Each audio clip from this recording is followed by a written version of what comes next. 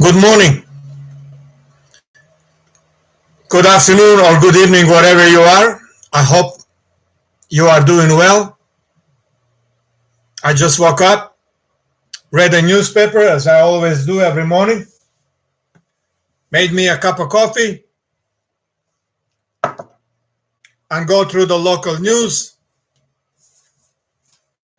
national news. And if you are hoping that I'm bringing you something good or something refreshing or something hopeful, there is hardly anything there.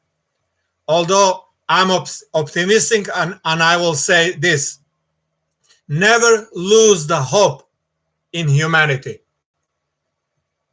The good of humanity will have a last word. That truly is my belief, my firm belief.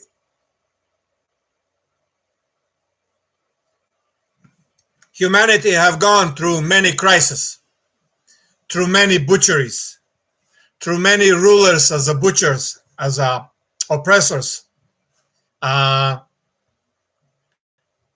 Even in a stone age time, even in the bronze time, even on the iron time, even today in a nuclear time. The world is still in the same crisis. No more, no less. Although each time we have walked forward in future of our lives, of our human lives, we have developed and we become more dangerous to ourselves today than yesterday. Yesterday was a little more primitive than today. In a stone time, people were beating each other with the stones and sticks. Stone Age time. In a bronze time, they were stabbing each other. They learned how to stab each other. When the horse got domesticated, they used a horse and a bow and arrows, and that was more deadly. Then spears, short spears and a long spears. Then a primitive cannons, a stone cannon, and a carus and a black tar was used even during the Persian Empire, because they learned how to use it. It was used in Central America, which is now country of Venezuela. It was used for thousands of years, and it was used in Persia then, which was Iran today. Then we moved to Bronze time, Bronze Age. We were much more sophisticated, and people were killing each other and dying in a much more massive numbers than years before that, or a century or a millennium before that. Then the Chinese invented the gunpowder, and unfortunately that got delivered to Europe, and we learned how to perfect it. Chinese invented it to celebrate their holidays, New Year's, and birthdays. We, the Europeans, white men, we perfected it. I mean, really perfected it. And we first, since we couldn't use them we couldn't develop the iron guns. We didn't know how. We used them in a wooden guns made from cherry or oak wood, and blowing up the men in pieces around each time that gun fired. So finally, we said, let's try this with bronze and iron, mix whatever. And finally, they developed the cannons that they can shoot pretty much long and pretty much deadly shots of iron balls and a powder.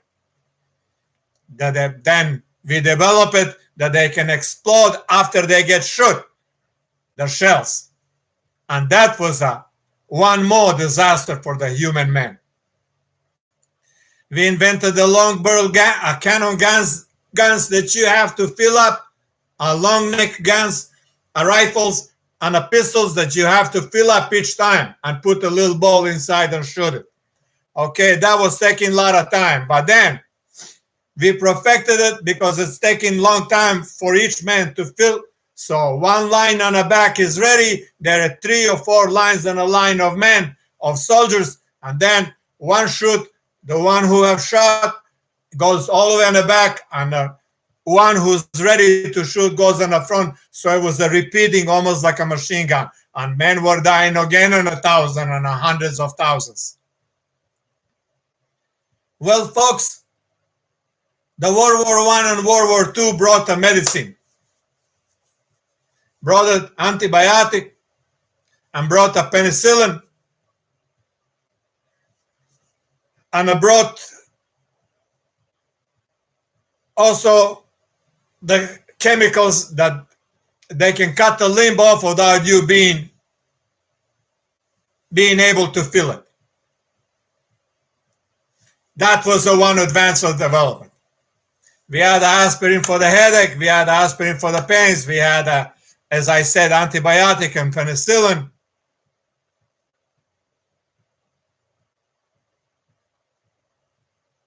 With all that good that had come from millions of dead people, and it took us 4,000 years to get there. In 1941, Hitler put a gang of scientists together, and they worked on a process of nuclear fuel, nuclear bomb, nuclear device that he can conquer the world. Excuse me. That said, when you conquer the world, that means you can rule it. And Hitler said, the Nazism and fascism will live 1,000 years. I can only tell you, I'm glad his dream didn't come true. And I hope that you are with me with that.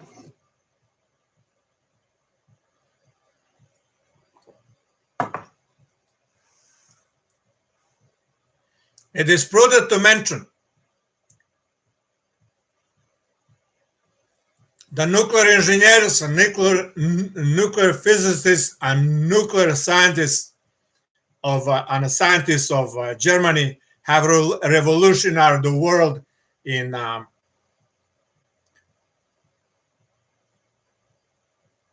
I will say perhaps some of them will disagree, but I will say first combustion engine, then aeronautic. They said Righteous Brothers developed it in North Carolina and all that. It's all fine. But I think between you and me, it's all bullshit. Everything coming right there from Germany. Every idea.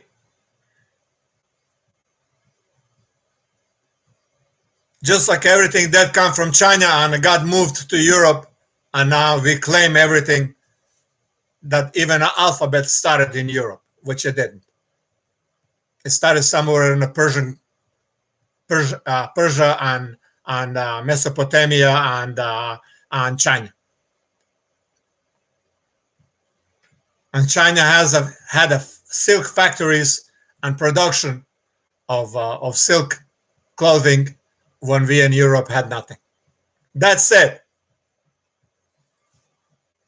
Germany was a father or a birthplace of the Western world, engineering, science, and medicine. We shouldn't be prejudiced to deny that or to lie ourselves and say like this, no, they were not. Of course, I will say that white man was a barbarian man, and it's capable doing and has been capable to do bad things through history, and has done it. Everything unthinkable and everything thinkable, the white men have done it, and very much with a good capacity and destructive capacity without a remorse. So if I am to scale me as a white European man and you, well, I don't think anybody can scale us off. We are number one. We have done it. Oh, there were wars in the other parts of the world, like in China. They were killing each other like it's no tomorrow. The kingdoms, their emperors and their kingdoms in their empire has been overthrown every few years. In Indian continent, which was a continent that there wasn't a country of India. I've been trying to stress this so hard that pitiful little miserable little country that it is today, India, and that Moody of his, when he talks about India and history of India, there was no India then. It was the Indian continent. There was only India named India when British occupied it, and then become a India. There was country of Kashmir. There was country of Pakistan then, but under different name. And there was country of Afghanistan under similar name. There was a country of Iran, but under different similar name. And there was all the other places around the world, and there were so many countries, kingdom in India under different names. The continent, all of that continent, including Pakistan, and all the way up to Kashmir to Himalaya, it was called Indian continent. But not India. There were no freaking country of India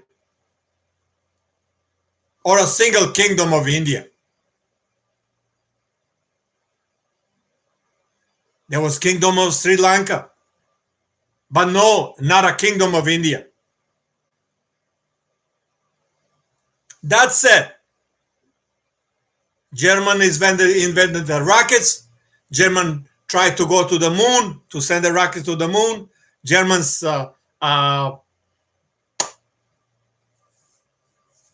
almost got a nuclear weapon, but thank God we got creative and we bombed it. Bombed everything to hell. And then when Germany lost the war, they were led to their jet engines for their jet fighters. Thank God for that too. And their latest Tiger tank. Those are two things, thank God they were late. And the very first thing that we may mention, thank God that they didn't go to invade England first before they moved an east front to invade Russia. That was the biggest mistake they have ever made. And seems like every military campaign that any ruler has, from Napoleon, you name it, to Cyrus the Great, to younger son who fought Alexander of Macedonia,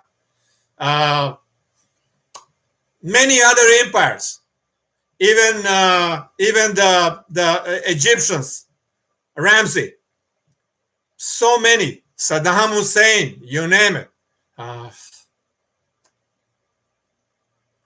A Spanish empire expanding too far. Tsarist.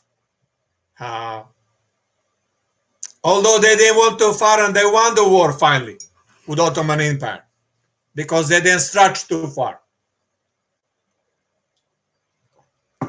Germany lost the war.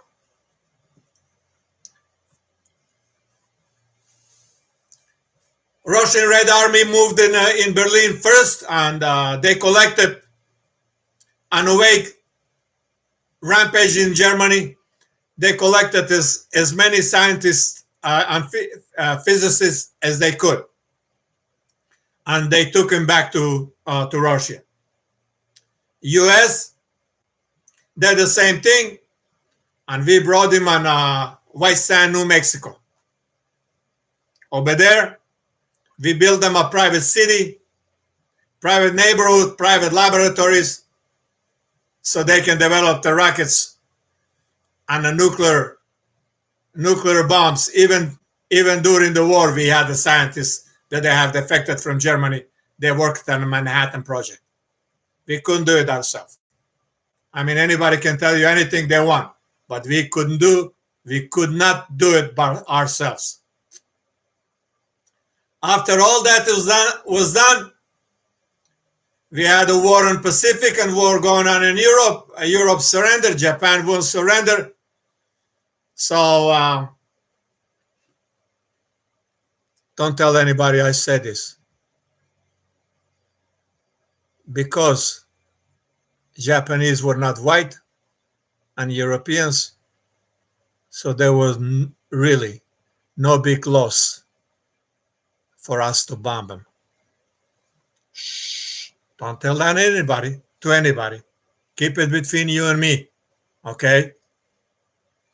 But if you believe anything else than that, then you are a fool. And I'm a fool even saying it, because then I'm not coming through you.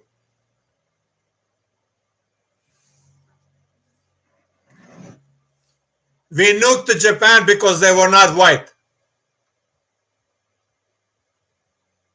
Germany deserved more to be nuked than Japan. If you want to talk about the casualties, okay,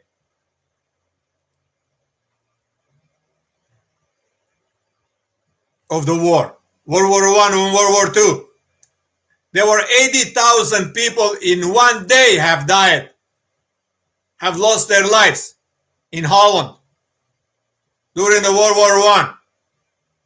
80,000 people in one day. And I don't think I have a need to tell you where. You can go on Google and Google around history of the World War I, how many British soldier and Allied soldier died, and how many German men died, and how far were the trenches when a poison gas was introduced in the World War I, mustard gas and poison, all the poison gases. They were only 10 meters, 20 feet away from each other. And on Christmas, they tossed cigarettes toward each other and wishing a Merry Christmas, Happy Christmas. Of course, because they were Christian, all of them Christian people in those days. And there were few people over there, they were fighting for Prussia from the Muslim country and an old kingdom of Bosnia. There were thousands of men fighting for Prussia then. But nobody ever mentioned them.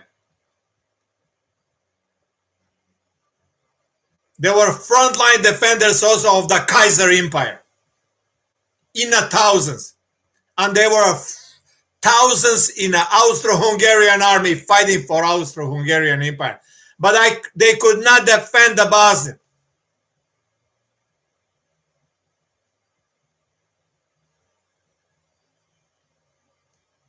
Then in 92, I'm not getting off the subject, okay? I'm just connecting the history pieces.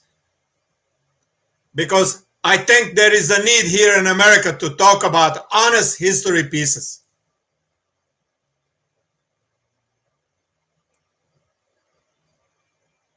There was Austro-Hungarian War in 1918 and 1912. From 1912 to 1918, the kings were falling down like a dominoes.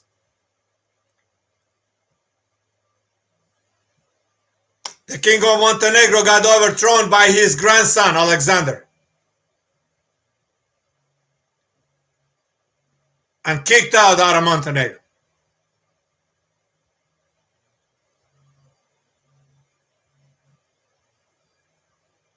Bosnia was under Austro-Hungarian Empire. The Lil Manuel of Italy, House of Savoy, and Princess Elena, Queen Elena of Italy, a daughter of King Nicola of Montenegro. I guess they didn't want to intervene because they know that their days were counting also. The rise of fascism was coming in, and military leaders were coming in, and they were much more powerful than the king himself. Actually, they were keeping him over there just for political reasons even then. So,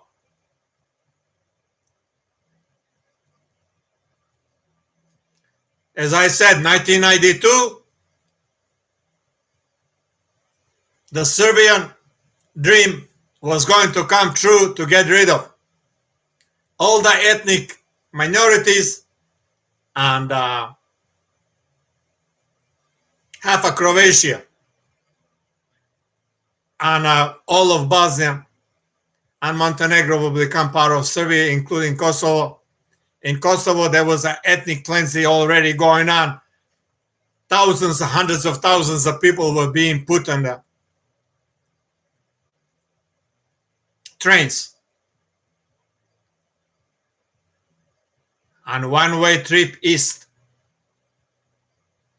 Some Serbs were saying like this, sending into Anatolia. Some Serbs was telling them they're going to Macedonia. Some Serbs were telling them they're going to Albania.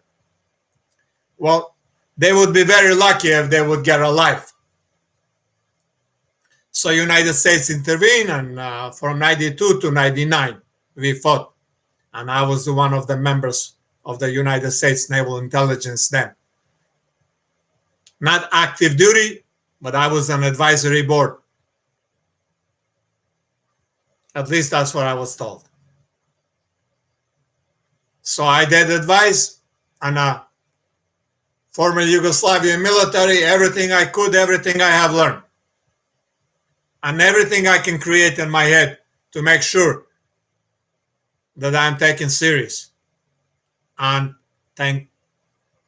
I will say I can be thankful that I was taken serious each time that we were sitting around table or sitting in a big room with the Yugoslavian map spread on the floor and talking strategically where and when and how we should take actions in a certain places.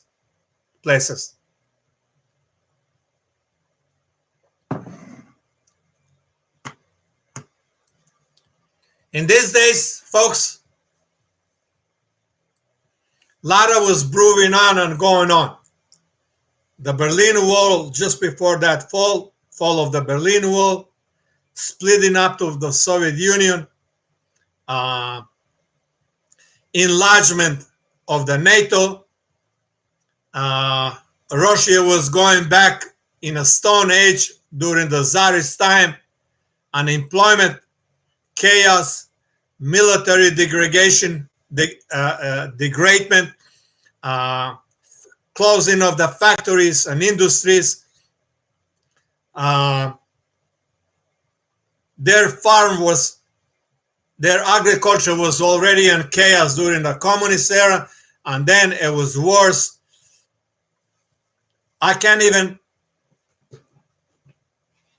I'm trying to think how those people stay sane.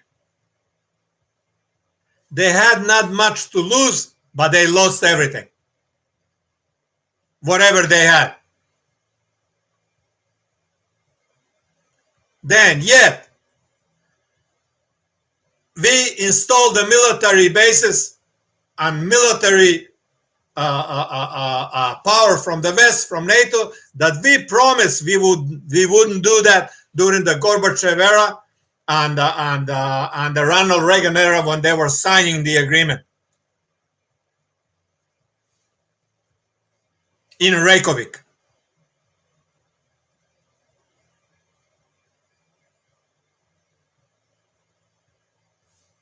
But we didn't keep our promise.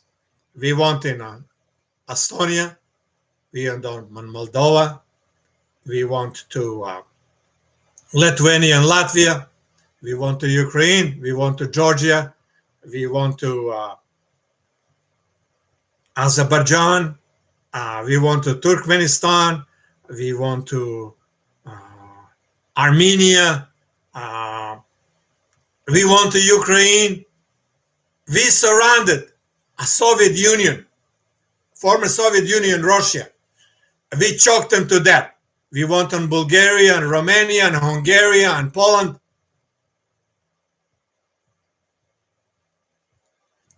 And I have said then we invaded Iraq. We went to Afghanistan because they bombed, those terrorists bombed Twin Towers in New York. And we went and bombed Afghanistan to Kingdom Come, which I think my heart goes for my citizens, and my heart bled for my citizens and still bleeds for my citizens. But this tragedy in New York was the best medicine for Afghanistan. We had a reason to invade Afghanistan so that we can get rid of Taliban's and Bin Laden cronies. Of course, Bin Laden was our student. We, the United States of America, tutored him and trained him so he can fight Russia with mujahideen.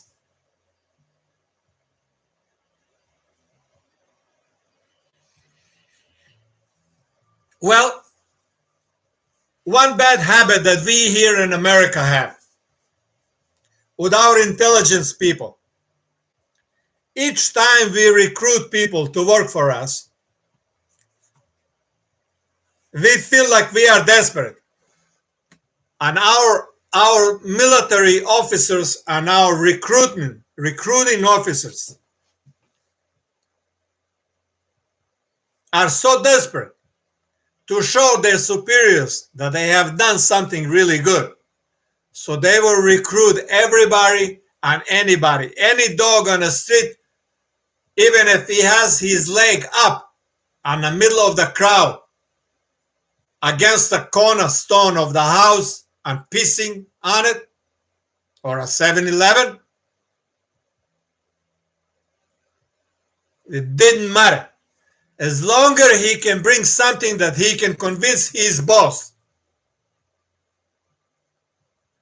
that this man's story is correct. So, for Iraq, we recruited a bunch of people in Iraq, and they never been in the army, they never been in intelligence, they never been in the military, they never served on any government, civil defense government.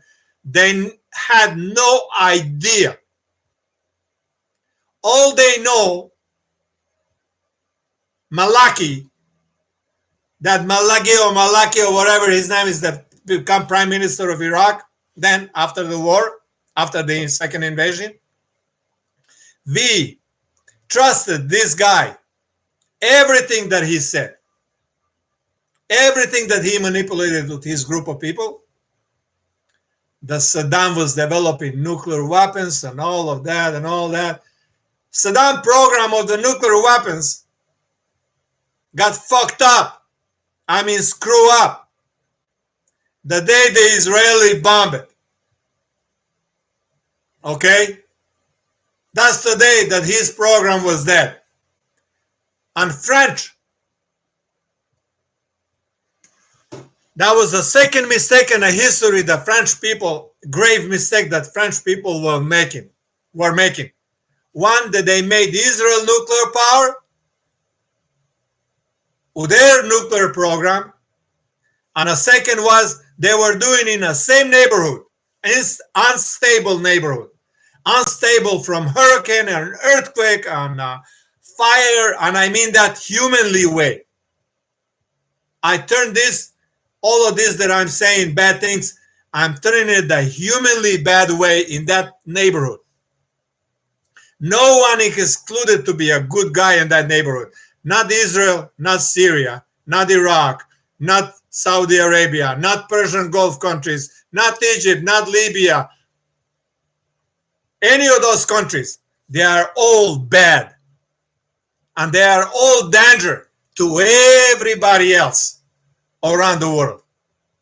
And there is the French government is going and being greedy, arming Israel in a 48 and 50s with the mirages so they can kill innocent Palestinian people and Egyptians and overtake the Middle East practically, and then become just a baddest British bulldog in town in that part of the world. Everybody is afraid from it, from Israel, from this bad British bulldog and French poodle, that everybody was shying away. Even if they had to go on war with them, they were freaking so intimidated they won't even fire an Israeli soldier. Surrender. I surrender. I surrender. And this is no joke. 80,000 Egyptian men. 80,000 in a Sinai Peninsula got surrounded by few hundred Israeli troops. Moshe Dayan was commander. One of my favorite generals in the middle of the 19th century.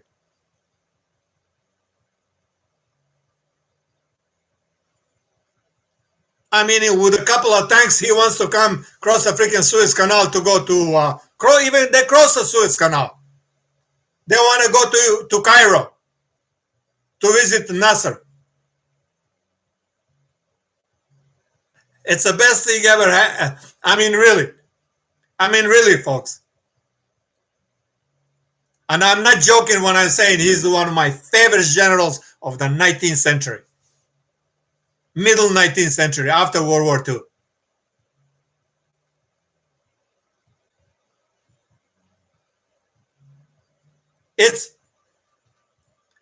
It's beyond belief, okay?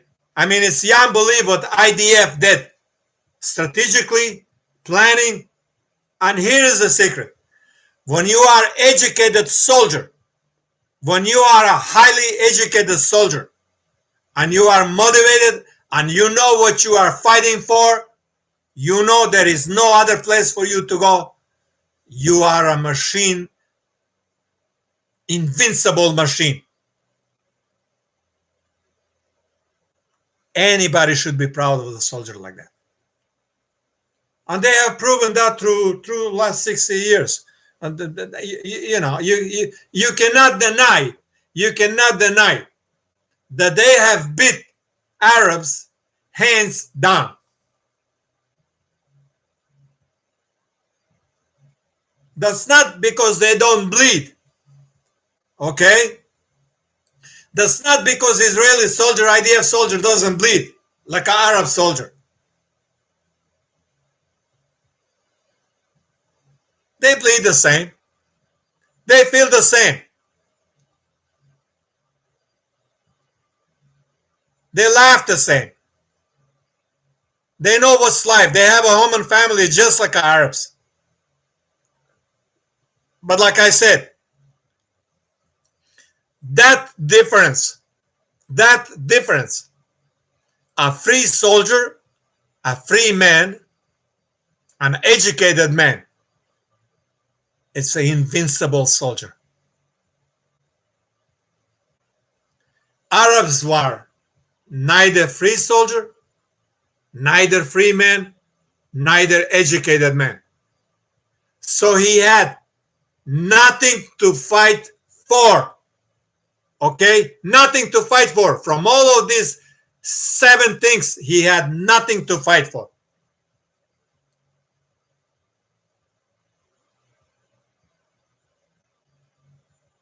So there is no freaking way winning. or making him to die. What for?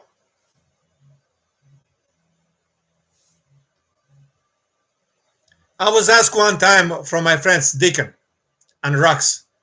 We were in conversation when we were planning the unfortunately bombing of Yugoslavia. We were in Howard Hughes Plaza on the 6th floor, right here in Las Vegas, up on a suite on the 6th floor, and spread a map, and everybody had their shoes off. So when we sit on a map, we won't tear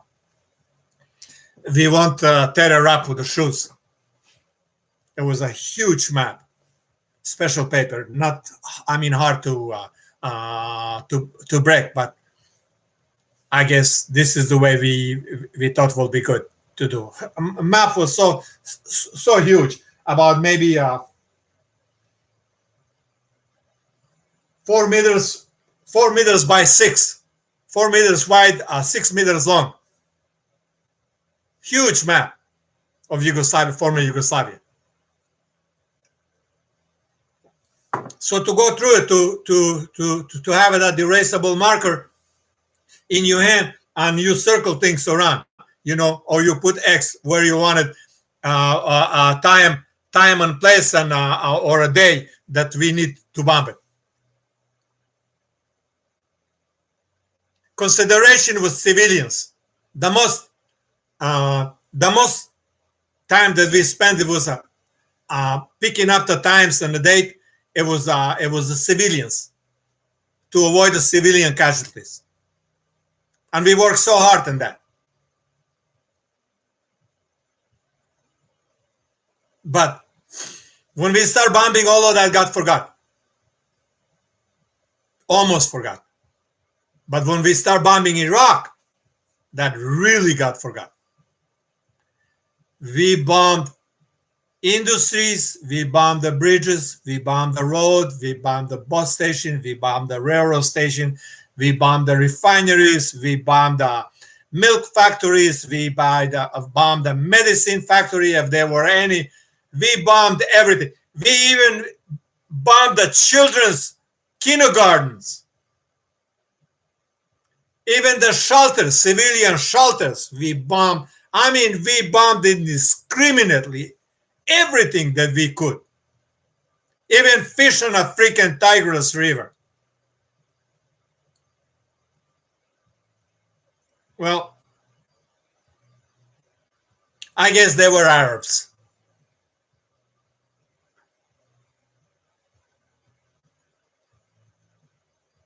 Remember when we said about the Japanese? Don't tell anybody what I said. I said, with my finger in my mouth. Shh. They were freaking Japanese then, okay? Then. This generation sadly has nothing to do with it, although yet they haven't apologized for atrocity they have done through China, through 37 years of the rule of Asia. In Manchuria and Korea, Malaysia, Philippines, Taiwan, Thailand, I mean everywhere. Everywhere they've been in Asia, Burma, Bangladesh, Myanmar, whatever they call it. They have left not even grass to grow. They raped the land, they raped the people, they raped the women and children, they killed them elderly and young.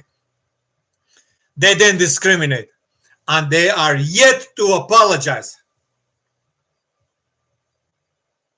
They are yet to apologize.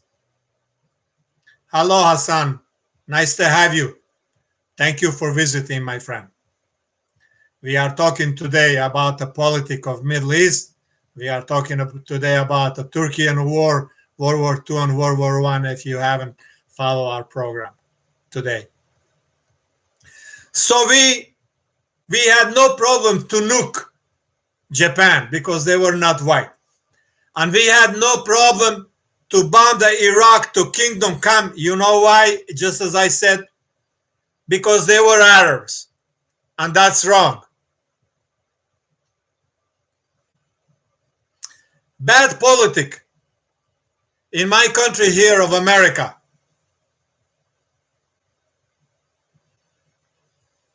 It's your country, Turkey, is going through a lot of things, my friend. The history is repeating. During the fall of the Ottoman Empire, when Kemal Atatürk took over and he led you men, you forefathers, to keep the Turkey together and to keep the Turkey not to become slave, British slave and a Western slave and French and Russian.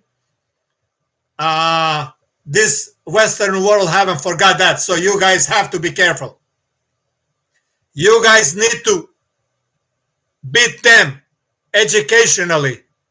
Your country needs to separate, to keep the church and state, I mean the Islam and I will say it in English like this: your country needs to keep the church and state separate, just like the United States do, and that way you will survive. That means your education should be separated from Islamic, from the religion. Your government shouldn't be run by Quran. Your government should be run by Kemal Atatürk, the law that he have wrote, and that should be a sacred of your country success. And education should be a priority. I have said that on the beginning of my show. The no soldier is a good soldier if he's not free, if he's not educated, and if he's not trained right. Those are three things. And if he doesn't understand love of his country, that's a fourth thing. And those are the four things should make him a good soldier. That's mean his freedom, of his own freedom, and the freedom of his country, and freedom of his people, and freedom of his family, to express himself, to pray, to write, to speak, to sing, to cry, and to laugh. And then it's an education. Must. So he can plan, he can be creative, and he can be successful for himself, for his family, for his city, for his state, and for his kingdom, and for his country, or whatever system is in the country. If that is not applied, and I will say it again, since we are talking about Israeli beat Arabs hands down because they were educated. They were educated soldier, and they are still educated soldier. And each time they have a conflict with Arabs, they beat them hands down. That's undeniable. They are free inside in their country. They can cry, they can laugh, they can dance, they can laugh, they can go out and party and do whatever they want to do. Their education is the highest possible it can be. Their university, their schools, their soldier also is free and highly educated, highly trained. How can you ask the Egyptian soldier or a Syrian soldier or Jordanian or any other Arab soldier? Besides Turkey, leave the Turkey on the side, Turkish are not Arabs, as far as I know. These people are never fight. And they will never be able to beat any army, not Israeli, not European, I mean not any army on the planet, not any mediocre army, when their father and brothers and sisters are sitting in the jail, and they from those leaders who sending them on a war. So there is no freaking way the way Turkey is today. And from the time of Kemal Atatürk to today, there is no way that any country will beat Turkey on a battlefield, at least to the convention war. So that I think you are safe. But you must preserve your freedom. You must preserve your freedom of the press, freedom of the speech, freedom of the religion, freedom of expression. Those things you must preserve in full. If you don't, then you cannot recruit a loyal soldier, and you cannot, even if he's educated, especially if he's an educated man, he will not fight. So those are crucial things that must be preserved. I mean, crucial things that must be preserved. Europeans have a bone to pick with Turkey, and I have said that for years. And I have said for years that abusement, politically abusement and bashing in the media of the West in regard of Turkey, it's really, really embarrassing and a shame of media here in America and anywhere in the Western world. You know, I will say this: anyone who doubt the Western media, take a flight to Turkey and go and visit Turkey and see what the Turkey is all about. It's the rich country with culture, tradition, and a beauty of history, past and present. It really is the place of milk and honey.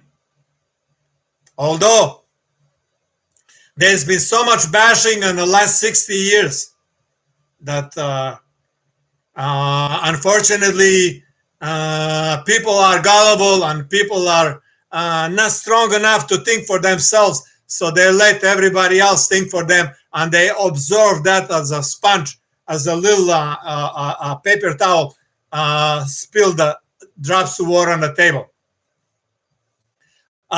Things like that are dangerous for any country if it gets bashed by so many other people, or for bashed by so many other people or so many other countries. So Turkey has to work very hard, I mean very hard, to present herself and to speak for herself, and I will say to advertise herself as a country of milk and honey and democracy, and to invite everybody and anybody to ease visas so people can come to visit. I mean, to ease the restriction. You know, you can come over, you should be able to come to Turkey and your passport just gets stamped in an airport and go ahead and enjoy yourself. And if that, they have nothing to lose in that. You have a country in your neighborhood. Your neighborhood is a rough neighborhood. And everybody think the people today in Turkey, even, let me put this way, my friends. During the Ottoman Empire for 500 years, Turkey has ruled the Balkans all the way up to Bech, to Austria. And when Turkey came in 500 years ago over there in that part of the Europe, in the southern part of Europe, there was nothing over there but poverty, hunger, illiteracy, bad housing, everything that has developed, everything that has come good, and civilization. And 500 years, Ottoman Empire have done more for Europe, for Southern Europe, than any other part of the Ottoman Empire. And for 500 years, there was peace in this part of the world, and means Southern Europe, from border of Austrian Alps all the way down south to Dardanelles. If this is not correct, then please, any one of you, correct me. There were some wars. There were some skirmishes for independence and all of that. I am aware of that. But solid peace, even through Middle East, even through Caucasus, through all the part where the Ottoman power was, North Africa, they were solid peace. And people were better off under Ottoman Empire, that part of the world, especially Middle East and the Balkans. They were better under the Ottoman Empire than any other. Than any other part of the when everybody was dying, and there was a war through the Western Europe, and they were dying in hundreds of thousands or millions. Ottoman Empire was enjoying peace and tranquility. In a Tsarist Russia, then there was oppression, and people were dying like it's no tomorrow from the oppression of their Tsarist government. In Ottoman Empire, there was freedom of religion and freedom of expression and freedom of the press, freedom of the education. For all the groups, Jews, Muslims, Orthodox Christians, Gypsies, you name it. So, I cannot sit here and say, oh my God, Turkey is getting too powerful, and I don't want it to be too powerful. We need to destroy it like we destroyed many other countries. I'm gonna stand up what's right, folks. Turkey deserves to be free, and Turkey deserves to be independent, and Turkey deserves the sovereignty of their country. And we are making a big mistake, my country, United States of America, allying with the PKK and YPG, with the terrorist groups that they have bombed the rest of the world. They have been bombing people around the world, and inside the Turkey, over 50,000, maybe 55,000 people have been killed and died.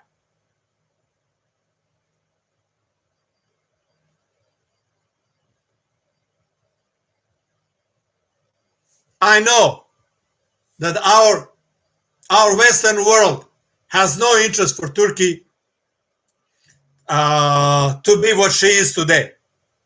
Although Turkey has a right to be what she is today. Turkey worked very hard to be what she is today. Just like any other country. Our independence from UK, from Great Britain, Irish independence. 700 years of Irish and the British war for independence. 700 years. And still Ireland is divided. We fought British for our independence. And remember that George Washington was the very first general. And the people on the first Tea Party that was gotten together, where some of them were killed, some of them escaped, and revolution started from there in Boston Tea Party.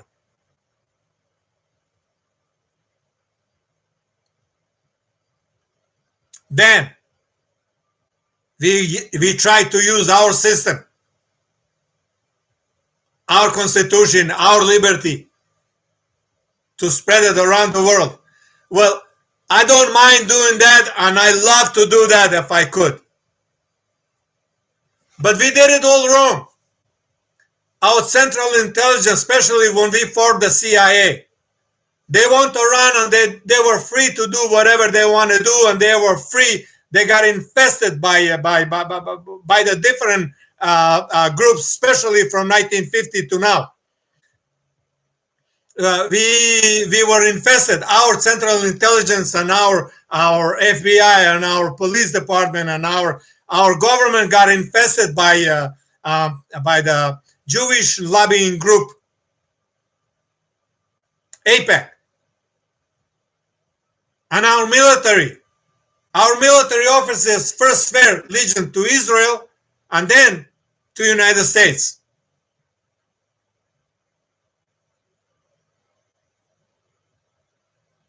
Let me just be frank. Not everybody can talk the way I do and say the things that I do. You know why? Because they don't have a guts, they don't have a balls.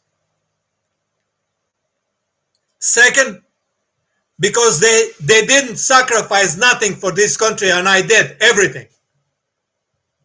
In my life, I sacrificed for this country to make sure that it's free. I did my part. And I'm still doing my part. We need to stop Israeli politics meddling in our government, in our United States government. And we need to teach our cadets in a West Point, and we need to teach our students in university not to swear the allegiance to freaking Israel. They must swear the allegiance to United States of America. Israel is just another country, and Israel is just one of the allies. And how can only Israel be so important, and NATO is not any more important, the Turkey is not any more important, no other country on the world is any more important? There is only Israel, only that little patch of land like a Band-Aid. Like a Band-Aid. It's so important. It's not, folks. It's because of the Israeli lobby politic have bought and manipulated our Congress and our Senate, that if there is an election and you are not supporter of Israel and you're running for Congress or Senate or mayor in a local election, or a Congress for your legislators in your local state, or a governor in your state, they will spend millions of dollars. AIPAC will spend millions of dollars to make sure that you don't win. And they will pay for those people who support your idea about Israel. No matter what, Israel cannot do wrong. We have lost the allies around the world because of that. Our politicians have lost their heart and soul, and they are gutless people, or are spineless liars and traitors. Spineless. That means they have no freaking spine, because every time they go to speak in front of AIPAC, or they go somewhere to speak in any gathering of these minority groups anymore, whoever writes the bigger check, they will support that people. But if you don't support Israel, you got it. No freaking prayer to get elected. And Israel has no need. Israel don't want Turkey to be a competing power to Israel next door. I don't know if you people paying attention, but when the Knesset in Israel, Israeli government, a few years ago I was watching, they looked down practically on the Turkey and the Turkish military.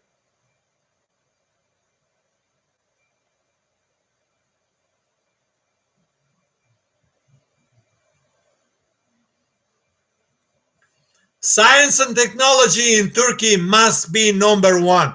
University should be a research laboratories for you, so you can arm yourself and protect yourself, and you can make the boots for your military in your own country, on your uniform in your own country, and you can make all the defense necessary in your country, and then you will get respect. As long as you're waiting to import the things here from my country, America, and from Germany and France and England and all that, Western Europe, you get no respect, my friend. You will get no respect.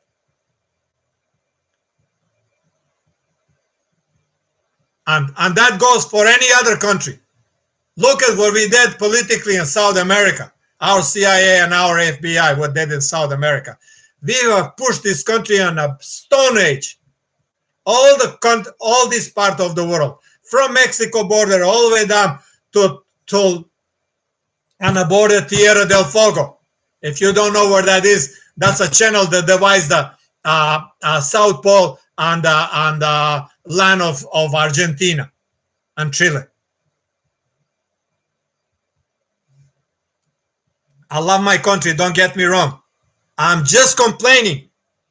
I'm just complaining to our citizens and the rest of the world that my politicians have sold out my country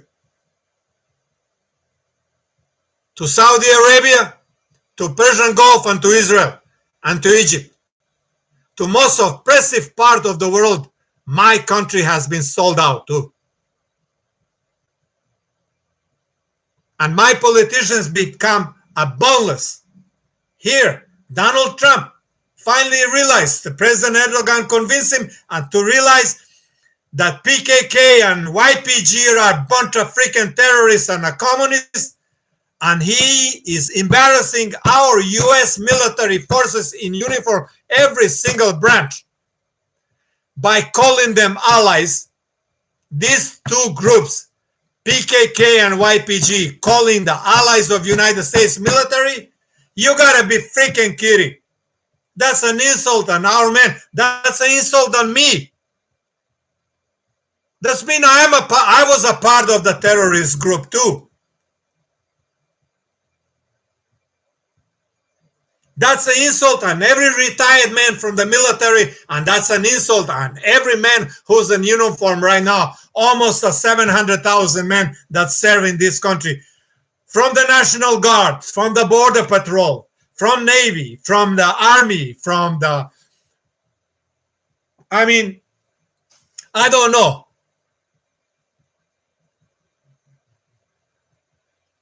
I don't know how this politician like this little narrow-minded politician, Lindsey Graham, and Senator, and this Liz Cheney, former vice president, that murder. He's a murderer. He has a blood up to his hand. And now his daughter is in the Congress as a member of Congress for state of Wyoming. I know you can't find it on a world map, neither on a US map. It's just a little freaking dot over there. It's nothing but wilderness. And very few people know anything about politics because they work very hard. They are farmers and ranchers and storekeepers and barkeepers and miners. They are good and hardworking people, and there are few people, only few people, who are crude politicians like Dick Cheney and his daughter. And now she introduced a bill with the Senator Lindsey Graham, that spineless little lowlife. Lindsey Graham, senator, spineless politician, introducing the bill so they can sanction the Turkey, because the Turkey is trying to protect herself from the terrorists. The last freaking 30 years, 40 years, the Eastern Turkey been bombed and raped and killed and burned, and in every place and any place, from mosque to churches, if they have him over there, to a farmer, to a rancher, to the storekeeper, to the hotel manager, I mean, you name it. You name the place, you're not safe in that part of the country, or anywhere, in fact, in Turkey. Bus station, train station, airport, you name it. These people have tried to kill innocent people. And Liz Cheney and Senator Graham are introducing the bill to boycott Turkey because she's trying to protect herself, and they boycott Turkey in military way. F-35 cannot be delivered. Here is F-35, if you can see it right over there on the picture. I'm pointing out. Right over there on the picture. And those are my trophies. As you can see, and those are my trophies over there.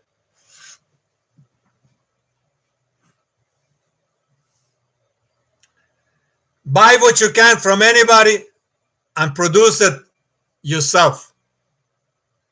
Learn how to do it yourself. Nobody can scratch your back if you're itching, and nobody can put a band-aid if you got a cut on your hand or your arm or whatever, or your forehead, except one who really care for you or do it yourself. In this case, Turkey, you are on your own. Or you have to convince the United States and tell them straight, my country, that you have been allied, and you name all these places, from Korea to Vietnam to Afghanistan to Iraq to any other country around the world you've been. You, America, my country, me, America, that we have been in a war. The Turkish soldiers have bled with our soldiers shoulder to shoulder. And why our soldiers do not understand that? Because our politicians, our news, our crooked news freaking media, CNN, ABC, PBS, CBS, NBC, every one of them, and all these religious cronies now are bashing you. And you must find a way to clear all of this and show the Western world that you are not what they're saying, that you are much more worthy to be an ally and a friend. And you must remind them that during the 1962 Cuban crisis, for God's sake, who stand up with America that time? Who stood up? And who was vocally the most vocally voiced on it? It was Turkey. It was Turkey who stood up on the front line. Turkey was a front line during the possible nuclear war between the United States and America, during the Cuban Missile Crisis. What's the problem? I mean, really, what's the problem? And don't you guys don't have a hair on your tongue? I'm sure of that. So speak up, for God's sake. Tell America. Tell America that you are a better ally and more trusted ally than freaking Israel. You know why? More than Saudi Arabia, more than Egypt, more than Qatar or Bahrain or Jordan or any other those countries in the Middle East. You know why? Because you never ask for nothing from them, from us here for free, as far as I know, which I think I know well. Never. On a $7.5 trillion was not spent on Turkey. It was spent on Middle East in the last 30 years.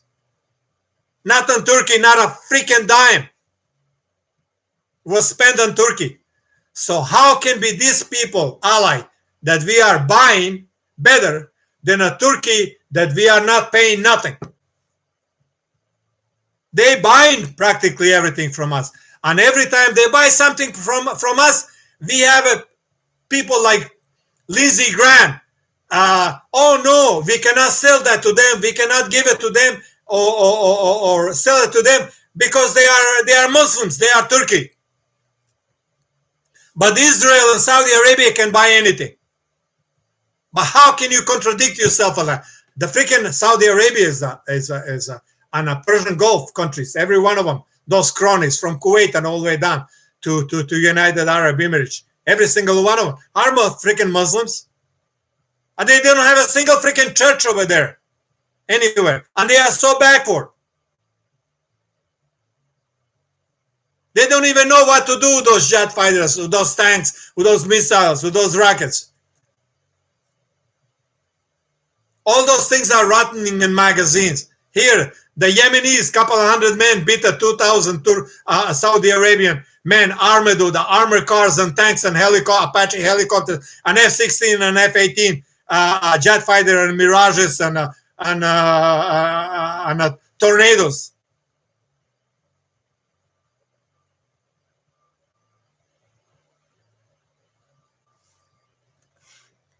I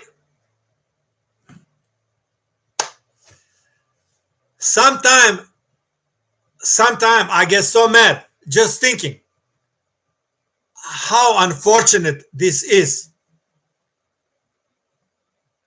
that Turkey and United States are drifting apart.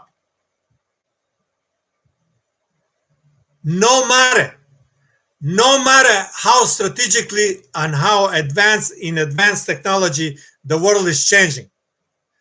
Turkey, for God's sake, American audience, Turkey is an important ally to United States as ever now. And United States is important ally to Turkey as ever now. Don't make mistake with the United States or a Turkey to drift apart. Both of us will regret it.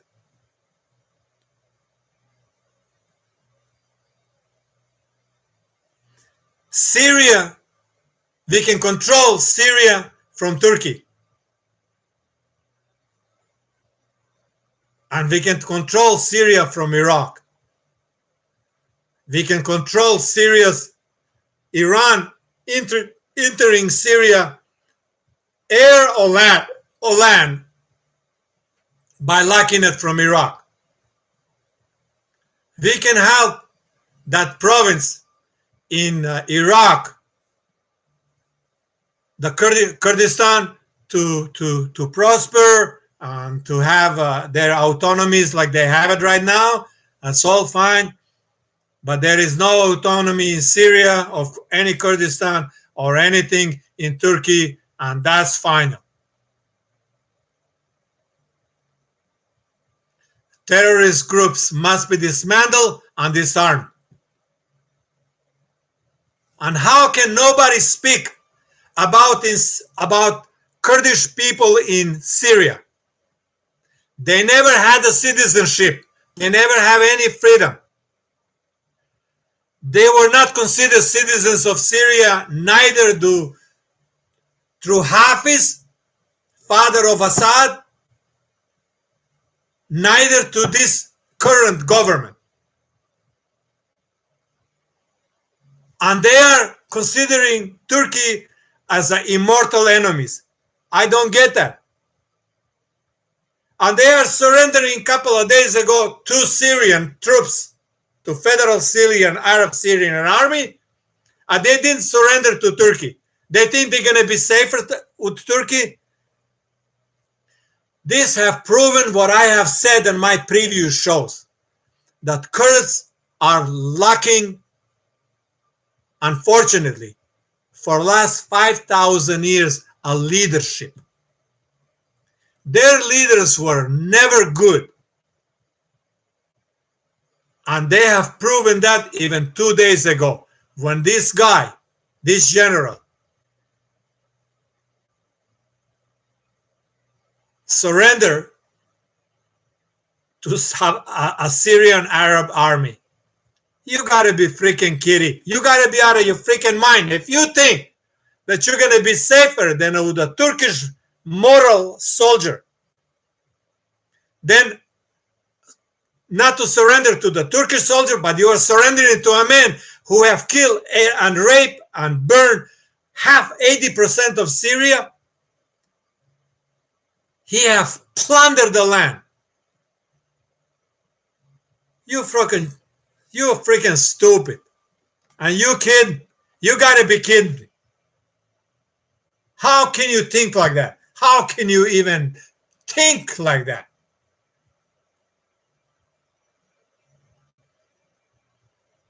I don't remember that Turkey have ever done anything like that to Syrian people. Please correct me.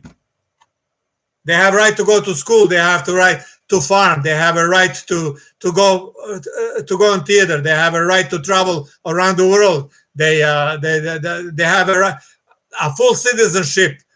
They have every right that every other Turkish citizen has. On education, they are represented in a parliament, in all the branches of government of the Turkish government. How can you dare think that Turkey is your enemy, and the guy who have killed you even killing you as we are speaking. You surrender it to him.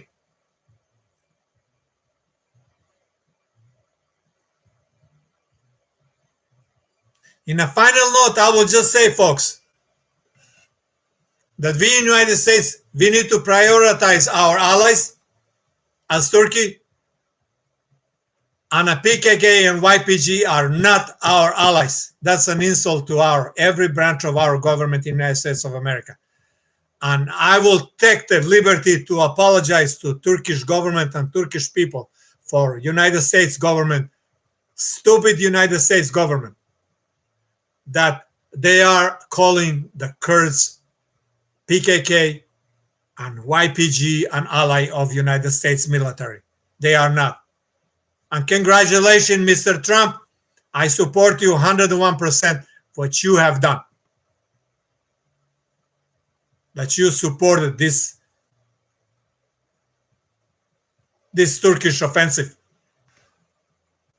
to get rid of this PKK and YPG. Thank you, Mr. Trump. Thank you, Mr. President Trump.